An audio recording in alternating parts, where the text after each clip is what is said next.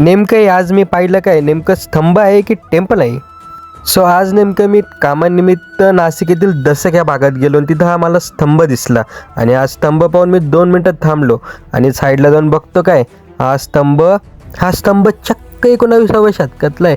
आणि याच्या बाजूला असलेलं वडाचं झाड तर त्याहून जुनं आहे. आणि इथे लिहिलेले श्लोक आणि बालकांडचे काही अध्याय एकदम पुसट पुसले गेलेले होते. एवढं तर बघून झालंच होतं. आणि थोडं जसं मी पुढे गेलो आणि बॅक साईडला पाहिलं तर मी एकदम शॉक झालो. या ठिकाणी एवढा देखणं भगवान विष्णू यांचा स्टॅच्यू होता. माझ्या बॅक साईडला हे जे लाल लाल तुम्हाला खिडकी टाईप दिसतंय ना, याच ठिकाणी तो स्टॅच्यू आहे. एवढा देखणं स्टॅच्यू आहे ना, तुम्ही बघा किती देखणं आहे तो. आणि एक टाईम इथे बालाजीची असलेली नक्षी पण बघा काय हुबेहूब काढलेली आहे. आणि कधीचा मी जो स्टॅच्यू बोलतोय तो हा स्टॅच्यू. इथे भगवान विष्णू त्यांच्यासोबत जय आणि विजय आणि माता लक्ष्मी हनुमानजी हे इथे बसलेले आहे. व्हिडिओ आवडला असेल तर एक लाईक तर द्या.